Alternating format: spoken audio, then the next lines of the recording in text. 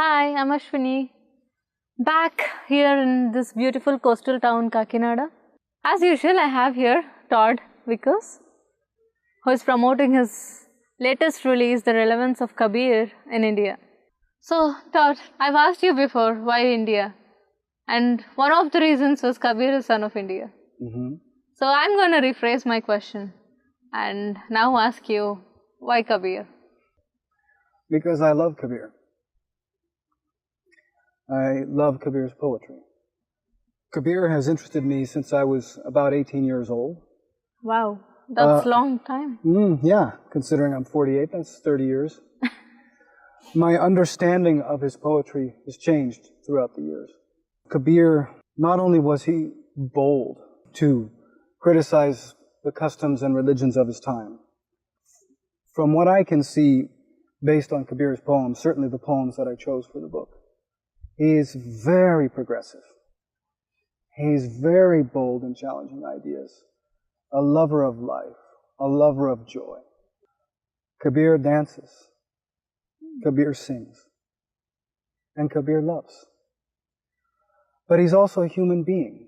He talks about his fears, he talks about his mistakes, believing things that he discovered were untrue. He's so far ahead of his time. And his insight into our human ability to conceive and to suffer because of what we conceive is, in a way, he stands apart from most others. Regardless of what people want to make of him after he was dead, when he was alive, he caused a great deal of trouble. People beat him because of what he said. But his love, his desire to share what he saw, was so strong that he took the risk. So he caused a great deal of trouble for himself, being that rebellious or courageous, I would say. Yeah, I think that's being a lover of truth. The other thing about Kabir, there's, humility is a word that's often misused.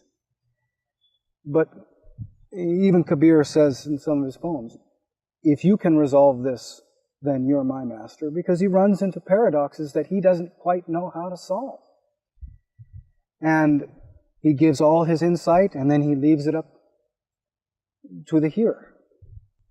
When we look at the difficulties that arise out of people's beliefs, we see today a clash of beliefs. Some people call it a clash of civilizations. But so oftentimes,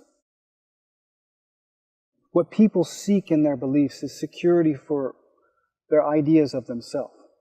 They don't know that these things are just ideas.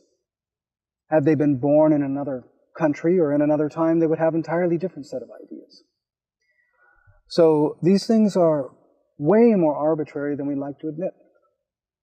So we as Indians also read about Kabir. He's part of a syllabus. Yes.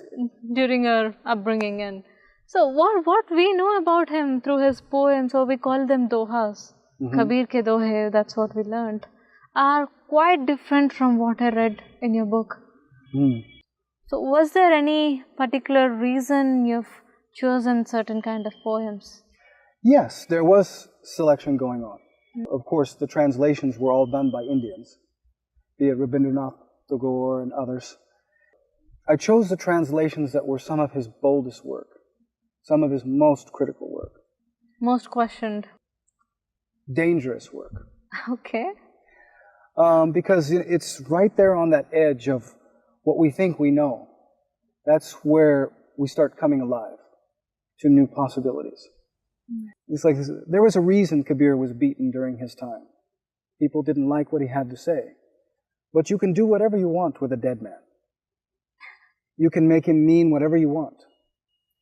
And that's why when I start explaining Kabir's poems, I use a lot of examples from everyday life to shed light on what I think is important in what he's saying. And these are modern examples, so hopefully they will become accessible to a modern reader. If you can look to your own experience to understand Kabir, then you don't have to take somebody else's word for it. That's the reason for it, looking at him in that light. Yeah.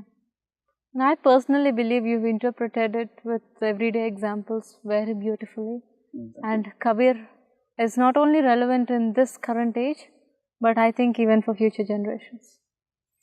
Well, as long as we have a mind and we can conceive and we can create suffering out of nothing, Kabir will be relevant. Thank you so much, Todd. You're welcome. So that's about Kabir. For more videos, subscribe to our YouTube channel, and for more information, log on to www.Vivriti.org. Thank you for watching.